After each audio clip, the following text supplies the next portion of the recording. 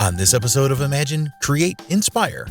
You don't need a lot of notes to make music sound good, you know. And it's a cliche, but less is more, you know. So you keep it rhythmic, have a good tone, and then you don't really have to play that much if you're groovy and in time and swinging, and the tone is inviting to people.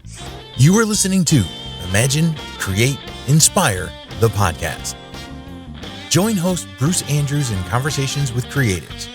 Every artist has a story, and the struggle is real to stay inspired and in the flow. Join in the conversation by leaving us your comments, and thanks for listening. Matt Schofield, man, 3-time Blues British Guitarist of the Year, British Blues Album of the Year. Mojo Blues Magazine says that Matt is one of the top 10 blues guitarists of all time, alongside Eric Clapton and Peter Green. Dude, as we'd say in the South, that's high cotton. Thank you. Yeah, man. It was, I have to not pay attention to too much of that stuff myself. You know what I mean? Especially back then, the British Blues Awards at the time were fan voted. Then often happens, these things just move to a panel of judges. But the time that I got, because then I was ineligible. You win 3 times in a row, you could go into the Hall of Fame. So that was fan voted, and so that's the best thing when it's the music lovers are getting let you know that they appreciate what you're doing. So that was very cool. Yeah, man. I mean you've been playing 30 years, right? And I think I read in 30 countries. I mean, 34 years of playing guitar properly. There was always one kicking around a bit before that, but and 33 years of gigging this year. So I did my first concert 33 years ago. Yeah, aged 13. So. Yeah, I've heard you described as a guitar player's guitarist. You know, the guitar players love you because of your technique and tone and approach, and you're a great teacher as well. You got a reputation as that. I mean, I've heard it said that maybe wisdom could be defined as some combination of experience and knowledge. And so yeah. I guess whether you like it or not, you're a wise guitar player. So I mean, if you were going to pass down some nuggets of wisdom, I'm not a guitarist, to guitar players in general, what would those nuggets be, dog? Well, it's funny because I do a lot of teaching stuff these days, and I was just spent the last Thursday to Sunday this past week at a guitar camp retreat, kind of weekend thing as one of the guest teachers there. And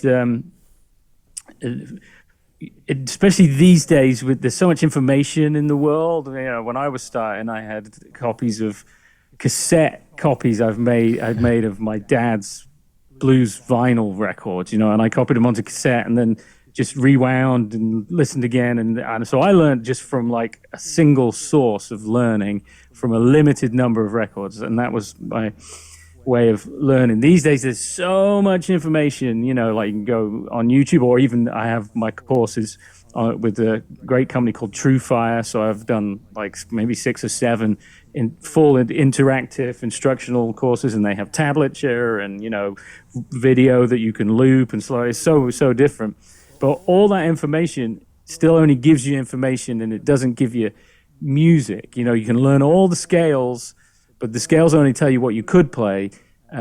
So usually it's about what you are what you listen to. Music is played with your ears. Your most important piece of equipment is your ears.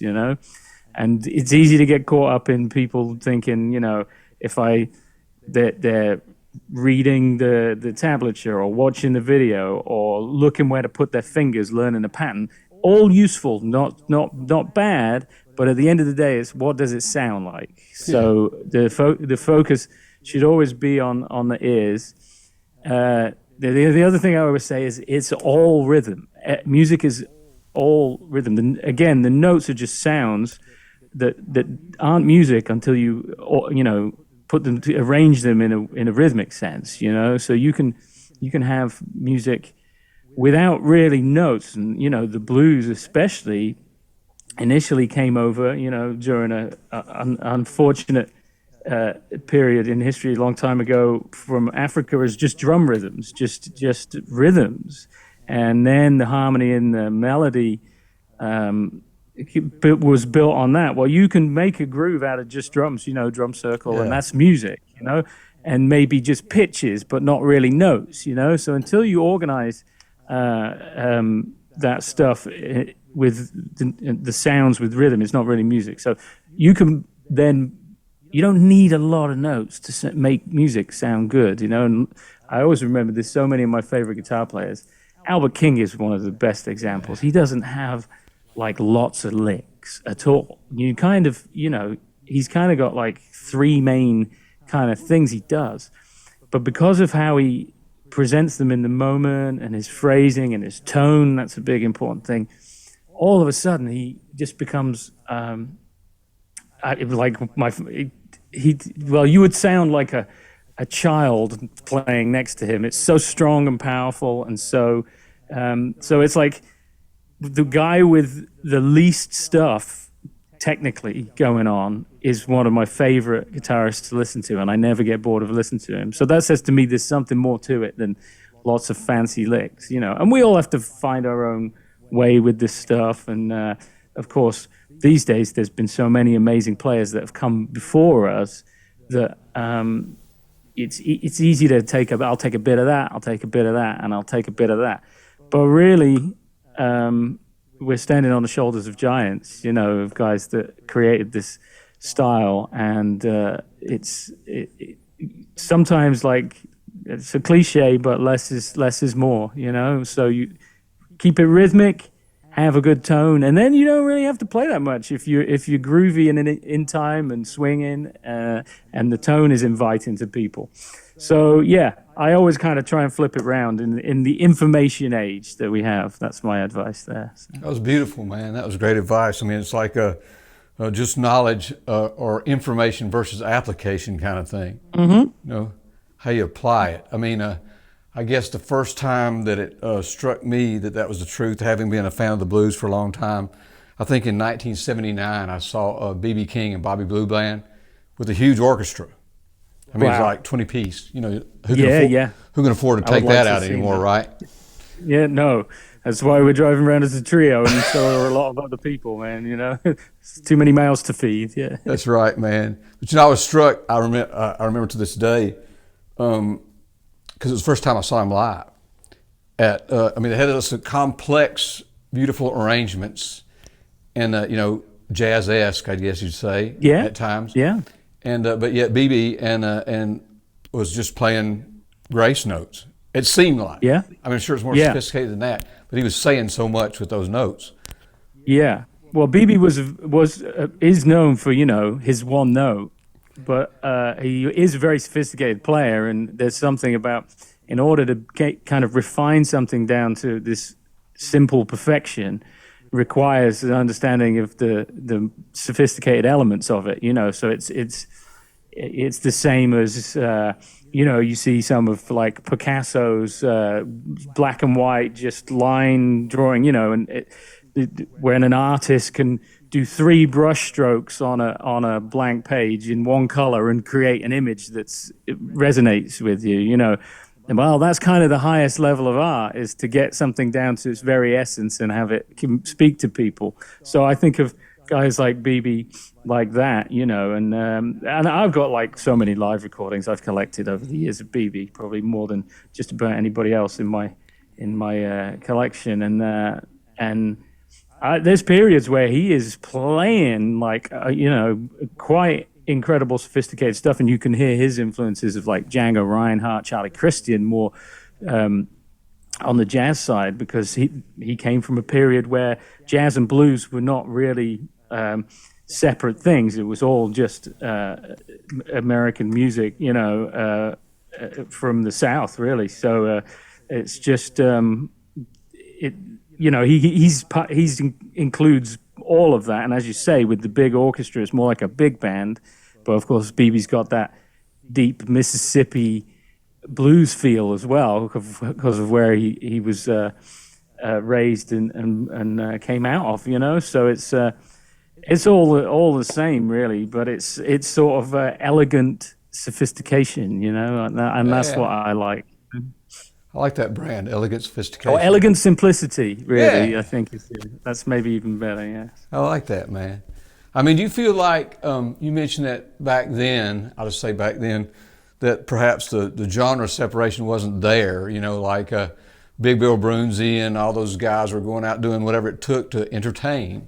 I mean, they were entertainers. That's right, man. So I wonder sometimes if maybe I'm always trying to look at a positive side as an old guy of all this streaming and internet-based stuff, and there's so much negative about it. But maybe one positive thing that seems to be the case. Seems like genres are melting away. Yeah, I would like to hope so too. You know, there's two kinds of music, right? Good and bad, I guess. This and really, it's just what you like, you know. So of course, I'm known as a blues player predominantly, but I have as many influences from jazz and funk and, you know, whatever you'd call New Orleans music, which is kind of all of them all at once. As I love a lot of stuff that was born in New Orleans, and I like some rock music, and especially, you know, Hendrix and Cream and stuff like that kind of period of rock music, and some stuff from the '70s funk, and, you know, Tower of Power, all equal influences on me because it's just music, you know. And it's like, well, then you go, there's more blues ever been recorded that I don't necessarily care for as well, but no one loves B.B. King and Albert and Freddie and Albert Collins and those guys more than me. So am I a fan of blues, or am I a fan of these great artists who some happen to play blues, or some, you know, I'm also as equal a fan of Oscar Peterson, the jazz piano player. He's my other hero, you know, and or Stevie Wonder, you know. It's just, so I think I'm a fan of great artists making great music more than just blues per se. So I don't care about the genres at all, you know. And yeah, when you go back, it's really all the same. You can go and go find B.B. King sitting in with James Brown, and they bust into Sweet Little Angel, and James and his band are playing the blues, man. I mean, they came right out of that too. So it all joins up. It's soulful music is what we actually like. We like real music and soulful music that's telling a story and connecting with people, and that's what the blues was really about. You know, I think there's a misconception that it's, you know, some kind of down, you know, kind of miserable complaining music. But actually, the blues is a celebration of life in all its emotions, good, bad, and everything in between. You know, that's what it is. It's an expression of life to try and share, you know, with others, that it can resonate, these experiences. Yeah. Yeah, man. I saw BB and James Brown toured. I did see that live, and it weighs great in my memory. I mean, I remember BB carried the show. James Brown was kind of down toward the end there, and all he had to do was come out there every once in a while and go, "Hi," you know, and there you go, man. I mean, because they were carrying the groove. Yeah, it was those guys, man. Like I say, they're like the pillars of creation. There's several artists for me that everything else stands on, and B.B. James, Ray Charles would be another one where it's like there's pre-Ray Charles music and there's post-Ray Charles music, and those, you know, everything is different after some of these guys. There's a before and an after. Hendrix would be another one for guitar playing. Everything is different after Hendrix. Everybody sounds different after B.B. starts playing. Like, I mean, B.B. was really like the first real lead guitar player in a lot of ways. There were guys playing solos, you know, on the instrument, and Charlie Christian and Django, and there were guys accompanying themselves on guitar in the Delta, you know, solo blues guys, and Muddy Waters going up to Chicago and creating like the modern concept of a band, really, with a small group, a combo as they would call it. But then BB comes along and the guitar goes, wah, and it just starts singing like it's never sung before. And that changes everything, man. You know, so all those guys, it's hard now. You know, like you say, streaming and there's access to so much stuff, but this stuff is very contextual, and it's important to be viewed in context of just how massive those contributions were at the time. And I wish I could experience. I have quite a few friends who saw Jimi Hendrix live, you know, and I've talked to many people about that experience, and they were like, they just didn't even know what was going on. It was so unlike anything before that it's true, just mind blown, impossible to take in. I've never heard a sound like this before. What is this, you know? And it's harder to have those experiences these days. You know, we've all experienced everything, and we can at the push of a button. But in a way, that's kind of still what we go for on our concerts. Is it's different every time. We're improvisers, and we like to see how it feels and see where we can go with it. And so that it's almost like it's coming full circle to, like you said, talking about the positive aspects. That's becoming something that I feel like a certain type of person is now searching out again, that kind of experience, because it's almost a rarity now. Do you know what I mean? Everything's so pre-programmed and so sort of standardized that some people are like, I miss that experience of kind of just going to something and seeing what happens right then and there, you know, and being part of a journey. That's what we try and do, you know. Like, I don't really relate to the social media stuff that much, where you have to post 1 minute on Instagram of really hot guitar playing, you know, and that's fine, but that's not my thing. I find it hard to you know, put something over in 1 minute, but in 90 minutes or 2 hours of a concert, it's the entire thing. It's the arc of the experience. Like a painting. So, yeah, and it takes, you know, it will take you on a little journey through different feelings in music and over the course of the entire thing. So in a way, I've come to kind of accept and that's what I do, you know. I don't do 1 minute of like flash guitar playing. I do an hour and a half of an experience. You know, Matt, if you do that, if you don't take that view, then you're going to be susceptible to be going on Instagram and finding some 12-year-old who can outplay, you know.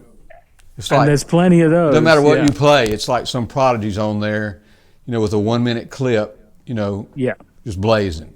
If that's all it is, then feast your eyes on that. It's unbelievable. There's these kids, you know, they have all this access to everything. It's almost like I've found sort of peace in that stuff. With knowing what I do now and feeling like I have something to offer that's outside of the way it seems to be, you know. So I sort of feel good about it. Yeah, man. And I think we're reaching people that appreciate that as well. So. Yeah, I always quote, like, as one of the speakers, Zig Ziglar, kind of old school motivational speaker. He said something that resonated with me. It always sticks with me about when we talk about this stuff. He talks about that success is the progressive realization of a worthwhile dream. You know, in other words, it's the progressive realization is like there's always something to peel back and see, and that, you know, like I've heard you say, you know, I think I've heard you say in other interviews that, you know, you find it hard to even imitate your own solos, that kind of thing. It's in the moment. Yeah. I'm just not good at it. It meant I wasn't a very good session player. I'm not the guy to call to play what you want on your track. Well, but if you want me to play what I think sounds good on your track, you can call me, you know. But I was never very good at playing on demand. I can just play what comes to mind at that moment, and I kind of accepted that as well, and go, okay, well, I just got to be me, you know. I think Picasso, who you invoked earlier, would say the same thing about a painting. Yeah. You know, about all that lyrical line work. I mean, I'm a visual artist as well, and so, try to imitate that digitally. Go ahead if you want to. But, I mean, it's void of the soul that was in it to begin with. Yeah, exactly. That kind of thing. Well, you got Yeah, that man. you got that Jimmy shirt on, man. It makes me think about, Oh yeah. you know, a lot of people talk about Jimmy as a great guitar player and an innovator and a pioneer, and he was all of that. But I always thought, just me, I love to hear him sing. You know, and I guess he Yeah, got, yeah, me too. you know, I mean, crosstown traffic, all that delivery. Maybe it was the first rap in some ways to me. You know, Do you know what? I've said that to people. That's so interesting you say that. I've said that to people. That is the prototype hip hop, you know, yeah, of Jimmy kind of rapping words over a heavy drum beat. yeah, I'm like, there's your beginning of hip hop right there. But yeah, I love his voice too, you know, and but it's the same. All my favorite artists, all the guys we've mentioned so far, I love them as an artist, whatever that includes, you know. So they incredible songs, incredible playing. Their voice fits with their music, you know. So it's like not technically, you know, it's not like Jimmy's not singing like Pavarotti or something. Celine Dion or something, you know. It's like it's a different kind of thing than that. But it's him, and it's this sincere. It wouldn't have been the same without it, you know. And I think that's what it is with all these great inspirations to us. Is you couldn't really change anything about them and have it be the same, you know. So. Yeah, man. Well, you know, I love to hear you sing with your music. So, I mean, did you find yourself learning how to sing because you needed to? I mean, you know. Kind of, yeah. You know? I always sang a bit from the beginning of playing, but yeah, it's sort of like, you know, when I started doing my own band, which kind of came together. We just did a 20th anniversary. We've just finished the 20th anniversary record, my original trio from the UK, because it was 20 years this year since we put out a little live record, and that was about half instrumental, the little live record, and then half me singing some old blues tunes. You know, it was just to get things rolling. You know, we didn't even know it was going to be a record. So I've kind of grown up in public with singing a bit. I always sang a bit before that, but yeah, it becomes like, unless if you want to lead the band, then generally it's the person singing as well. So it's like somebody's got to sing, right? So, Yeah. And I didn't want to just play instrumental music, because as much as I love a lot of instrumental music, it's like I enjoy, you know, vocal music just as much. So it's kind of, I'm definitely a guitar player who sings, you know, and I have many friends that are singers who play guitar, and it's a different slant, you know. Yes. I'm a guitar player who sings. So I just, yeah, you just kind of get with it, and it's getting all right. One day when I grow up, you know, maybe I'll sing just as good as I play guitar. I don't know if you ever feel like that. And of course, mention BB again. Was he a singer? Was he a guitarist? You know, he's just BB King, right? Guys like Robert Cray, you know, it's always been like, what a voice on top of his playing, you know, that kind of thing. But you know, it's like, it's my music, and I want to sing it. Do you know what I mean? It wouldn't be the same. But these days, my partner Christine Tambakis has been traveling with us for quite a few years now, and she's a lifelong professional singer of many bands from out of New York, and gradually she started getting involved in the show, and so she sings a couple of songs with us as a guest vocalist, and by that point in the show, it really is a nice refresher. You know, everybody's heard some guitar solos and stuff, and it's a nice sort of different focus for a second that works really well. It goes across really well, and it allows me to have a different side of me, and so it's a nice bonus. So we've been doing that for a while now, and it's been working out good. And you know, it's great to be able to work and travel with your significant other, which, you know, spend many years on the road in vans and lonely hotel rooms and on planes and so on and so on. So being able to share properly share a life together is really nice as well. So. Yeah, man. You know, sometimes I've been married 43 years to the same woman. Sometimes when people ask me about that, I have no marital advice other than find somebody who's your biggest fan. Yeah, yeah. You know, yeah, and your friend that you want to hang out with. Yeah, that's you know, right, it's man. like, you know, who doesn't mind seeing you in that hotel room after you've had a late night and that kind of thing. Mm-hmm. So so I'm very lucky with that. Yeah. You know, another positive about the streaming world we're in, I mean, it's the way I found you.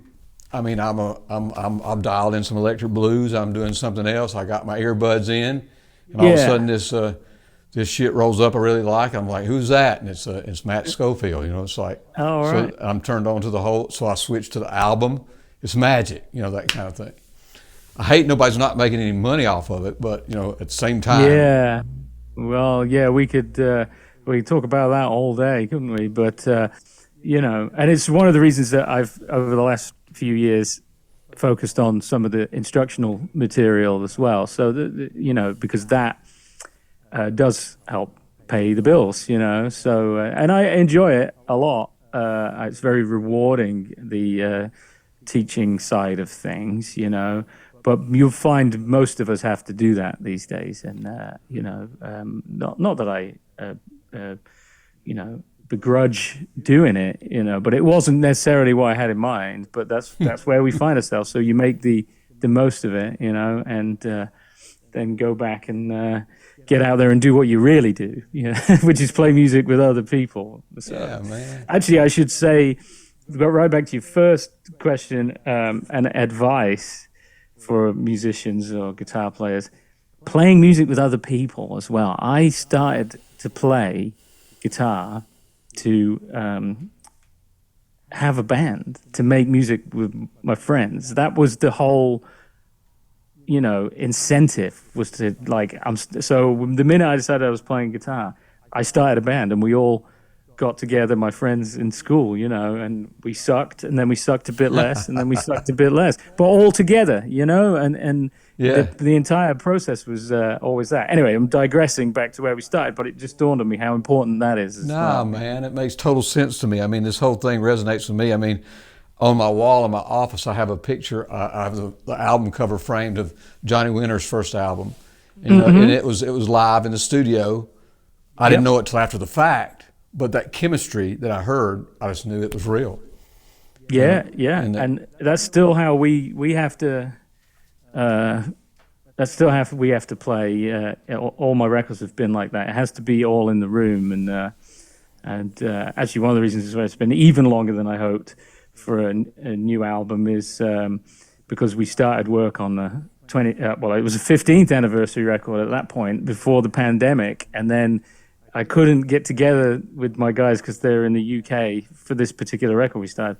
Couldn't get together with them for 2 years. So we lost 2 years in the middle of when we started writing the material and running it in to then when we could actually then get together and record it again, because we can't do it bit by bit and send it back and forth over the ocean. That's not how, we have to all be in a room for it to sound like us, you know? So, so finally, it's being mixed now, but it was reliant upon actually being able to get together again. And we all know what happened for a couple of years in the middle there. So that was, you know, really for us a crazy time when I realized during that my job really is bringing people together, be it, you know, musicians or a room full of people. That's really what I do, you know. It's like, and I'd never considered it before until I wasn't able to for nearly 2 years, you know. So yeah, man, I would call you the quintessential front man. I mean, that's what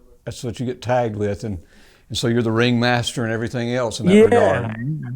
Bringing people from everywhere together wherever you go in the world, you know, and it's that's what's so awesome about it, you know. It's a common good, music like that, you know, where everybody's there for the same reason and to partake in something, you know. And the audience is so important as well. It's not we're not a hologram display. The feedback, the feeling from the audience feeds us, and vice versa. It's there's a whole dynamic there that's just.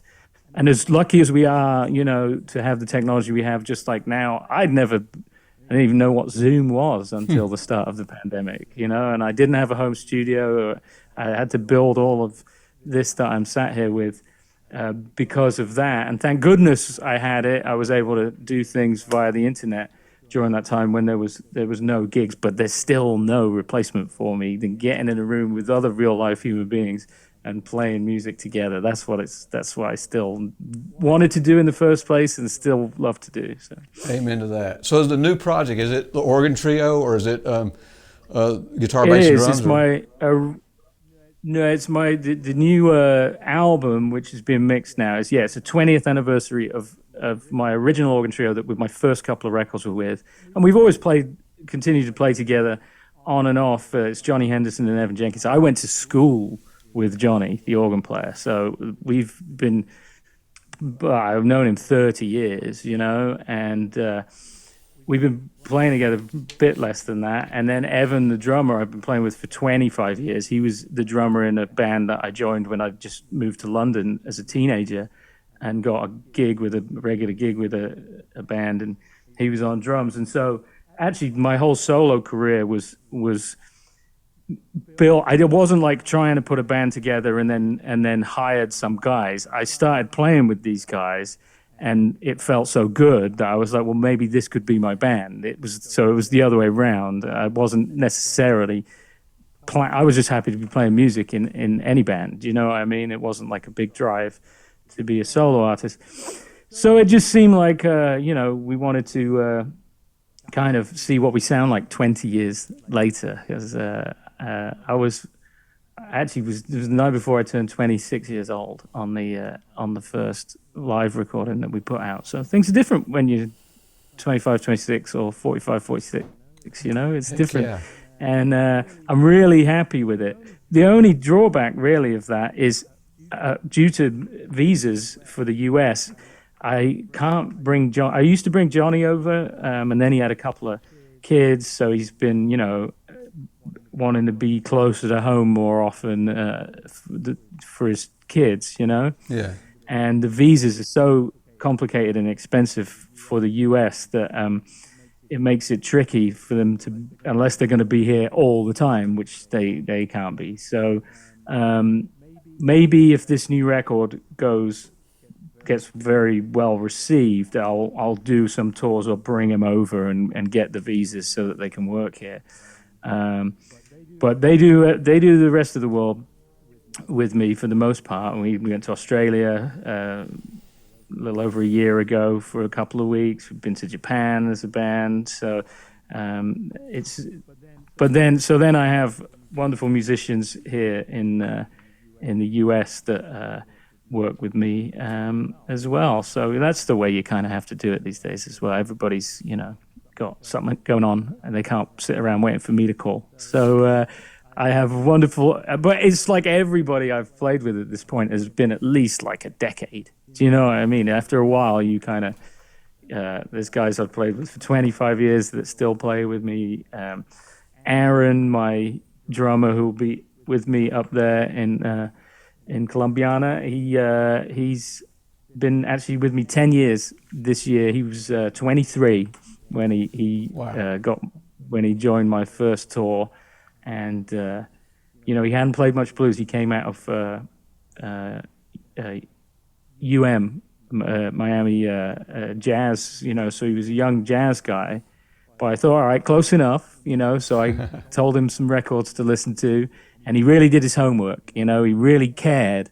He didn't just brush me off. It was like, because, the blues sometimes can be a little disrespected by younger jazz folks, as though it's like some kind of, stepchild of it. Yeah. And he didn't do that. He goes, well, this is important. This is the roots of the music I'm already playing. And as I always say to younger musicians, nobody's playing ever got worse by learning and learning to properly play some blues. Nobody's playing ever got worse from that. It just all it does is add depth and understanding, and it's the foundation. So it's like, otherwise to me it sounds like you're starting on chapter 2 if you don't learn the blues. And it's like, just take a minute to read chapter 1 and you'll be in good shape from there out, So he did, and he's been playing with me, on and off, depending on what we've all got going on, for 10 years now. So super cool, and got a great shuffle now. He hadn't done that much of that when he joined my first tour, but now he's got one of the best in town. So yeah, awesome, man. Who's playing bass? A chap called Conrad Idgner, also from down here in Fort Lauderdale, and someone else that I've done dozens of gigs with, just for fun, little local things, little blues gigs, and gradually you're like, okay, this guy's doing the right thing here, So he's only been coming out on the road with me for a little over a year or something like that, but I've known him for quite a bit long, and we've done other stuff other than my band for longer than that, So then, and as B.B. King said, it's 50% the musician, 50% the man, and when you're touring, so the people are important as well, and they're also great guys. You know what I mean? That's really important for the vibe of the music, and just when you're working together, traveling together, and stuff like that. So it's that's all really important. Yeah. Yeah, people can feel it from the audience if you're getting along. It's part of the chemistry of the music, I think, for sure. Yeah. When they see my drummer Aaron on stage, people always remark about how he's smiling all the way through, and it's infectious, right? If you don't want a miserable looking band up there, do you? No, man. I mean, that's human chemistry. Like you said, that's what we all missed during COVID and all that pandemic shutdown stuff, and feeling the real deal is important. It's what we're all about. Mm-hmm. We're sure looking forward to you coming up on the 9th of March, which is next week, that kind of thing. It's going to be fun, man. Yeah, a week Saturday, right? Yeah, 10 days or something. So Columbiana is in central Alabama. You haven't been to Alabama in a while, you say? I played in Birmingham, or Birmingham, as you would say. It was Birmingham to me, because that's the town.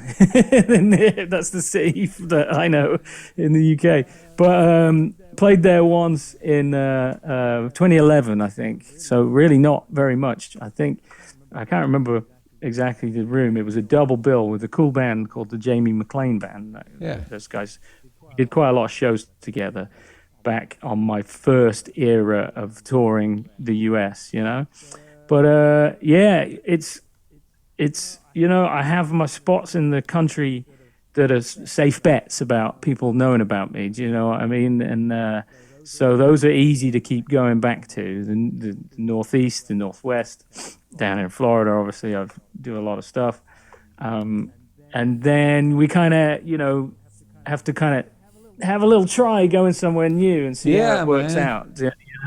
It's difficult to route a tour these days with Monday, Tuesday, Wednesday included, and for a traveling artist. So I have to kind of go, all right, we'll go here for a couple of days and see how it works.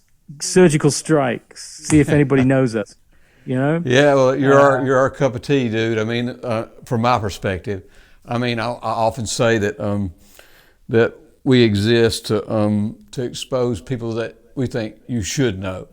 If you don't know them, you should know them. If you like electric blues or the foundation of what rock and roll is and that kind of thing, then you should come to this show. Yeah, well, we appreciate that.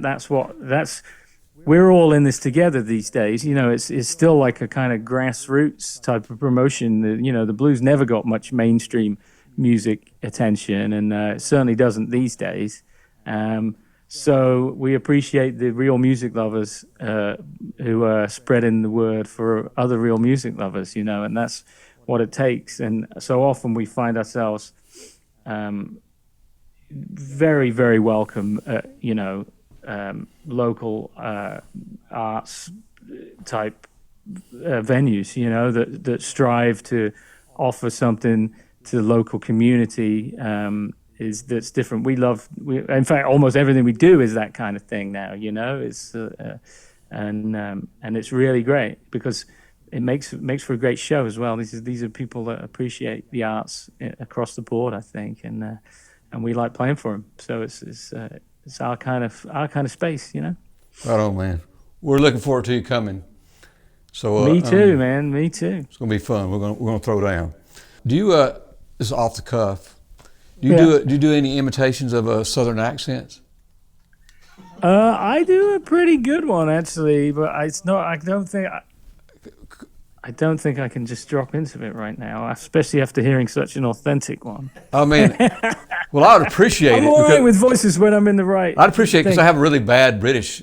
When I get a little lit, I have a tendency to say something like in English, in a British accent, like tastes great on a cracker or something like that. On a cracker, yeah. So I'd appreciate it if you could reciprocate and make me feel better. Well, I'm trying to think now. There it is. Yeah, or I do a bit of Frank Beard from ZZ Top. He's much lower. What did he say about it's the Texas thing? He goes, Texas, we drive the fastest cars, we have the prettiest women, and we tell the biggest lies. That's what I remember Frank Beard, the drummer from ZZ Top. That's great, brother. I appreciate you, Matt. Yeah, you too, Bruce, man. We're looking forward to it, right? Looking forward to it, brother. We'll do more accent exchanges over a beer after the show then. Right on, man. Right on. Thanks for listening to Imagine, Create, Inspire, the podcast. For more information on the Shelby County Arts Council, please visit www.shelbycountyartscouncil.com.